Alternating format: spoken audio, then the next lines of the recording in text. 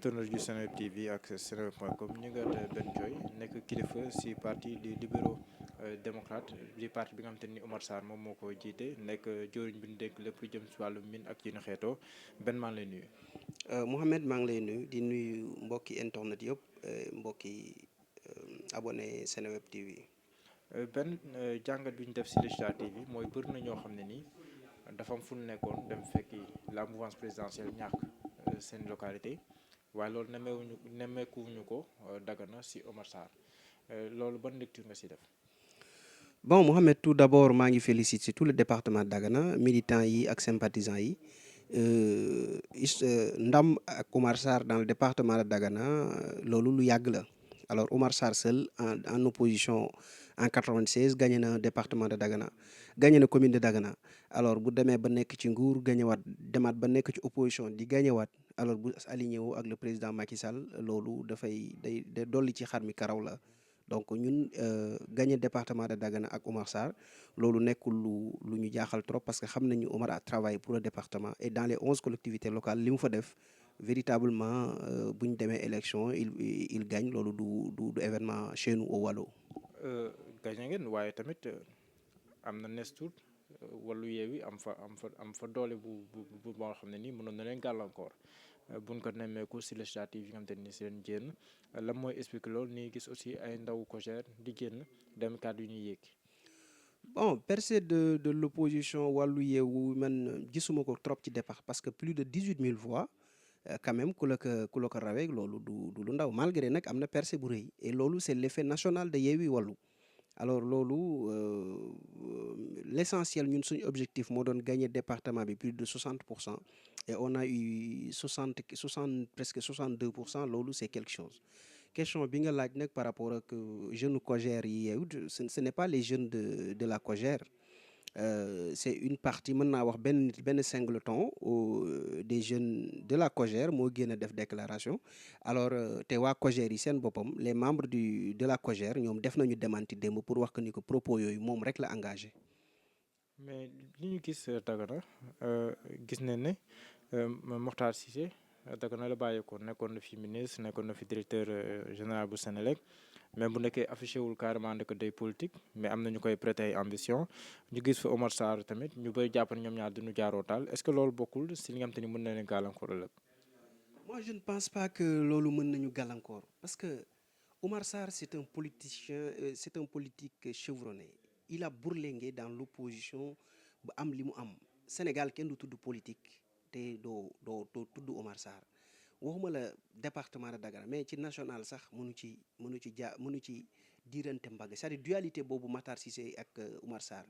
dafa mënul nekk parce que Matar Cissé c'est Omar qui l'a créé de toutes pièces Omar moo ko def directeur de cabinet jàppale ko dimbali ko ba mu dem ba nekk inspecteur ba mu dem ba nekk directeur général des douanes loolu xam nañ bu baax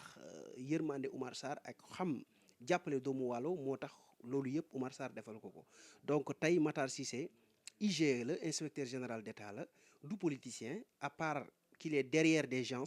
des minuscules personnes yu muy financer ñuy saaga Omar Sarr wala di créer ay listes parallèles yoo xamante bien sûr il est derrière parce que locales yi ñu génn Matar était l'instigateur des listes parallèles dans le département de Dagana et listes parallèles yooyu yëpp fu ñu amoon Benno Bokk Yaakaar dafa leen dóor yu metti peut-être loolu moo ko metti et li ko génnee ci gouvernement bi itam loolu xam nga il faut kenn mënul téye géej gi ak sa loxo. lan moo ko génnee ci gouvernement bi su génnee ci gouvernement bi kooku digganteem ak président Macky Sall la ndax le président Macky Sall rek moo am prérogative xool ku ko neex mu fal ko ministre wala heure bu ko neexee mu dindi ko. parce que moom dafa génn Omar Sarr dugg. waaw loolu xam nga loolu mu génn Omar Sarr dugg mu génn ñeneen dugg nañu. donc dugg Omar Sarr fiertéem la war a nekk. même bu nekkee ministère yi bokkul. ma ni Omar Sarr bu duggee ci ministre ci gouvernement en tant que doomu Waalo moi je pense que Matar daf ko waroon féliciter ci loolu encourager ko wax ni kat vraiment Waalo am na représentant dans le gouvernement mais bu fekkee ni loolu daf ko naqadi peut-être ba moom muy créer ay nit des minuscules personnes mu leen di envoyer ñuy saaga Omar Sarr wala ci législative yi ñu génn nga xamante ni Sénégal ñëpp xam nañ ni Omar Sarr def na dooleem xam-xamam. ak temps yëpp ci élection yi ba département de Dagana ñu gagné ko te kooku amul benn responsable Benno Bokk Yaakaar dans le département boobu muy naatableel mais loolu. Makhtar Cissé ku ko xam sa nature quand même boo nu nee day yónni ay ndaw su ma ko mënee wax noonu pour ñuy yéeg ay kàddu yu ñaaw loolu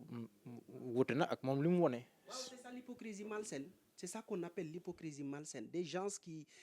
kuy maanaam bukki buy sol deru béy. C'est-à-dire face du monde lii ngay wane alors yow derrière tu fais autre chose. Récemment il y a une sortie de ces mooy le gars du COJER là ngay xamante ni vraiment man xaw ma ban mode nit laa koy wax parce que tout récemment rek il m'a appelé di ma féliciter naan ma Oumar Sarr vraiment mooy gaynde waalo c'est ça le mot qu'il a utilisé. Oumar Sarr mooy gaynde waalo muy Pape Matar Diop muy le responsable COJER dans le département de Dagana. Alors tey buñ ko gisee démb ak bërki démb mu génn ci médias yi ci journaux yi amul lu mu fayee benn journaux bu muy génne à la une donc su defee loolu c'est parce que y a quelqu'un qui est derrière et ce quelqu'un là n'est rien d'autre que Matar Cissé. Alors Matar nag su fekkee politicien la su fekkee ni véritablement c'est le développement du Waalo c'est la politique dans sa globalité de manière saine moo ko tax a jóg dafay simi mbubbu IGE mu ñëw ci langue gi bu ñëwee ci département bi ci 11 collectivités locales yi on saura vraiment ndax lui c'est un politicien de salon wala c'est un politicien boo xamante ni il est devant les faits. Oumar Sarr quand même ñu comprendre position am jamono ji day compliqué ndaxte bokkoon na si ñi ñu tuddoon si CREI ñu waroon leen topp gis nañ la sa xew ba tey ji mi ngi siège au niveau du conseil des ministres gis nañ ne aussi tëjoon nañ ko fii si benn acte boo xam te ne defoon na ko loolu yëpp tamit mu delluwaat nekk di siéger au conseil des ministres ndax jotul tey jii Oumar Sarr en tant que politique bu mu nekk mu xeex ngir setal deram si kanam justice même bu nekkee ne aussi nekkul fi mu nekk moom moo fa teg boppam. waaye Mouhamed xam nga yow journaliste nga xam naa ni xam nga lu bëri da nga may laaj question bi rek pour ma mën ci leeralaat Sénégal quand même am nañu justice Oumar Sarr bokkoon na ci nit yu ñu dindi woon seen immunité parlementaire en tant que député on sait ce qui s'est passé justice Sénégal bàyyiwul kenn parce que da nga ko neex wala daf la naqadi nit yooyu ñu topp leen ci enrichissement illicite Oumar Sarr justice càmbar na moom def na déjà bi ñu daanoo rek la déclaré mu ni bu ko état du Sénégal fekkee lu ëpp 40 millions ci compte am nañ ko jël te quoi qu'on puisse dire Oumar Sarr liggéey na lu ko may alal ndax mu nekk docteur en informatique depuis 1983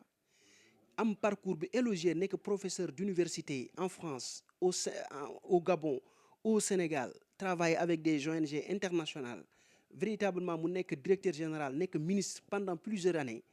kooku un professeur informatique en 83 kooku su amulee kër amulee xaalis kooku war nañ ko xoolaat donc tey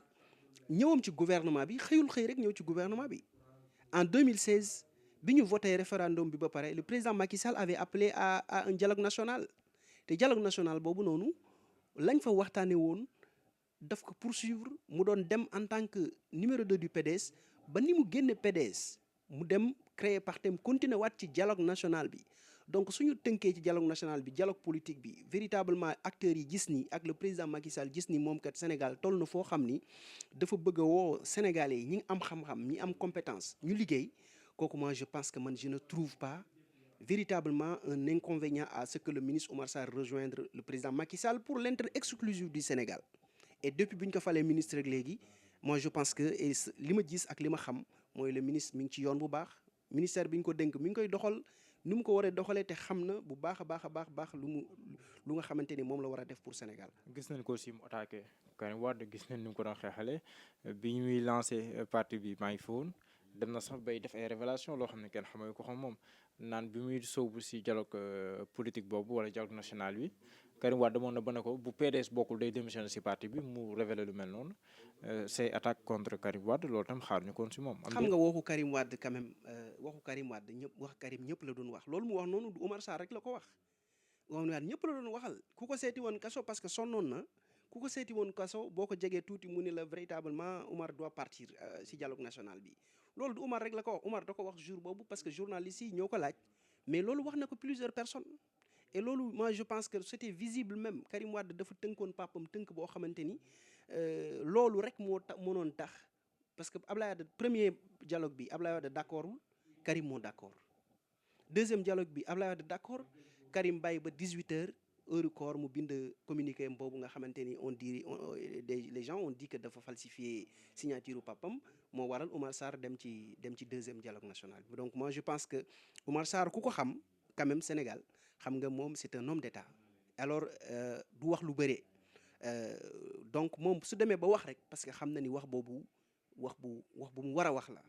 Oumar Sarr du ñu ngi naan Karim Wade bëgg woon sax génn kaso da nga ko forcé génne ko par la force. loolu wax la rek amul kenn ku yóbbu ko Qatar. Mohamed yàlla nañu yàlla musal ci kaso mais kaso ku fa mës a dem man ñi ma xam ñu dem kaso bu ñu génnee bu ñu ma nettalee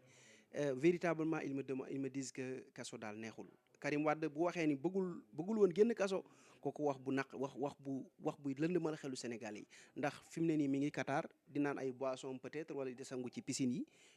voilà mais ku xam kaso ak Karim Wade nu mu nekkee woon vie bu mu yoroon avant 3 ans yi mu def kaso wala 2 ans et demi yi mu def kaso il ne dira jamais que je ne veux pas sortir loolu ku la ko wax rek c'est dañu bëgg a defal seen waxu politique yooyu wala wax yoo xamante ni dañu bëgg a jaxase askan bi ak le président Macky Sall wala les Sénégalais. benn cooy yan kàddu ngay tëjee. bon kàddu yi may tëjee rek mooy maa ngi sant le département de Dagana le ministre Oumar Sarr avec tous les responsables de Benno Bokk Yaakaar dans le département de Dagana suñu candidat bi di leen ko féliciter muy Amadou Mame Diop ak Soxna Mbodj ñu nekk ay députés yu ñu nar représenter à l'Assemblée nationale. Alors élection yi jàll na résultat bi ñëpp ci liggéey militant bu gën a ndaw ci département de Dagana am na taxawaay bu mu am ba ñu am ndam loolu mais nag